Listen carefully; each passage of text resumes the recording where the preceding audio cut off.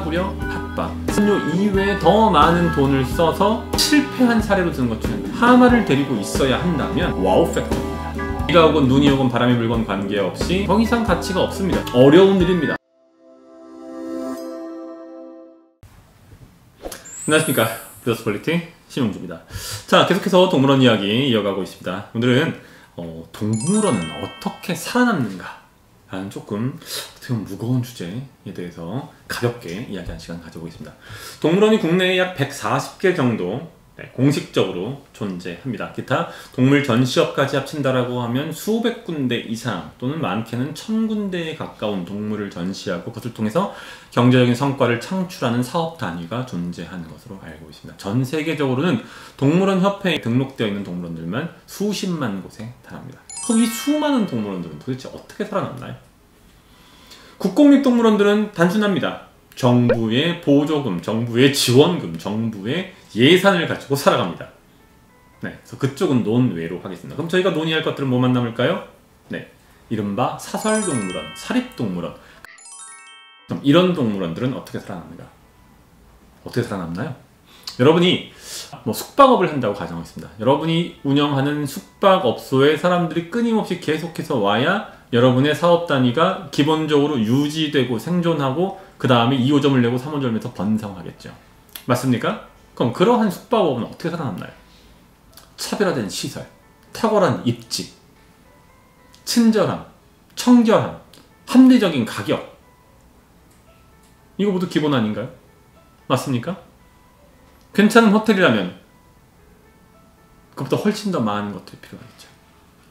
작은 호텔 또는 부티크 호텔이라면 대략 8만원에서 15만원 남짓의 돈으로 묵을 수 있는 곳이라면 또는 비즈니스 호텔이라면 방금 제가 말씀드린 것만 가지고도 충분할 것입니다. 자, 비슷한 개념을 동물원 비즈니스로 옮겨보겠습니다. 동물원은 어떻게 생존하나요? 어떻게 살아남나요? 당연히 동물원도 많은 관람객들이 와야 되고 동시에 동물원에는 와서 관람료 이외에 더 많은 돈을 써서 동물원 소유주, 동물원 운영자에게 큰 매출을 남겨줘야겠죠. 그게 관건입니다. 자, 많은 사람이 지속적으로 올 데 있어서 제약 요건이 있죠. 뭐가 있습니까? 비가 오는 날, 더운 날, 추운 날, 눈이 오는 날, 바람이 부는 날은 일반적인 동물원에는 사람들이 가지 않습니다. 그것에 대한 대안으로 나온 것이 이른바 실내 동물원인 것이죠. 물론 실내 동물원은 동물 복지적인 측면에서 제약이 있는 것 또한 사실입니다. 그렇다면 동물 복지적인 측면에서의 어떤 공격을 회피하고 동시에 사람들을 지속적으로 끌어들일 수 있는 방법은 뭐가 있을까요? 완전히 개방된 대형 실내 동물원이 있겠죠. 국내에서는 가평 100원 이하 세정원 같은 저희가 진행했던 프로젝트들이 가장 대표적인 완전히 새로운 개념의 접근이고요. 해외의 경우는 라이프지시 동물원이 보유하고 있는 곤드와나와 같은 곳이 가장 대표적인 실내 동물원이 되겠죠. 또는 실내외 복합 전시를 하는 방법도 있겠죠. 즉, 제가 라이프지시 동물원의 사례를 많이 듭니다만 가장 모범적인 동물원, 가장 성공적인 동물원 중에 하나라서 라이프지시 동물원이 가지고 있는 사바나 로지 같은 곳이 대표적인 사례가 되겠죠.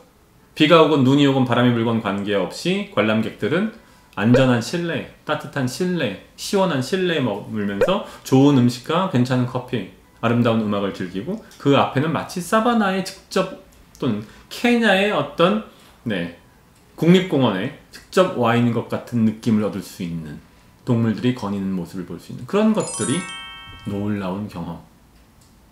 사시사철 날씨와 관계없이 동물원을 찾는 사람들에게 획기적인 즐거움을 선사하겠죠. 날씨 문제를 넘어서서 사시사철 동물들을 보러 사람들이 찾아올 수 있도록 하는 것이 관건일 것이고 그 다음 단계로는 무엇이 있을까요? 그들이 와서 돈을 더 많이 쓰도록 하는 것. 즉, 관람료 이외에 큰 금액을 지불하도록 유도하는 것. 보통 제가 가장 실패한 사례로 드는 것 중에 하나인데요.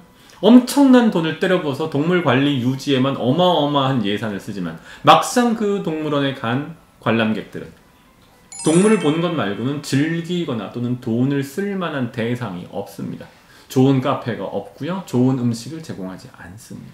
어디서나 볼 수 있는 싸구려 핫바, 싸구려 음료, 싸구려 장난감만을 팔고 있습니다. 그런 방식은 결코 성공할 수 없습니다. 자, 동물원은 돈을 많이 버는 것만큼, 즉 매출을 많이 지속적으로 만들어내는 것만큼이나 중요한 포인트가 있습니다. 무엇이냐고요? 동물 관리에, 시설 관리에 들어가는 비용을 최소화해야 됩니다. 모든 동물원이 다 코뿔소를 데리고 있지 않아도 됩니다. 모든 동물원이 다 아프리카 하마를 데리고 있지 않아도 됩니다. 만약에 하마를 데리고 있어야 한다면 그럼 차라리 피그미 하마를 데리고 있는 것이 더 맞습니다. 왜? 사육사들에게 위험 부담은 줄이고 동시에 관람객들에게 새로운 와우 팩터를 제공할 수 있기 때문에 어머! 하마가 저렇게 작아. 만약에 코끼리를 반드시 가지고 있어야 한다면 더 이상 인도 코끼리는 데리고 계시지 마세요. 즉 이른바 아시아 코끼리는 더 이상 가치가 없습니다. 전시용 동물로서. 만약에 진짜 코끼리를 전시하겠다라고 한다면 아프리카 코끼리를 전시하십시오.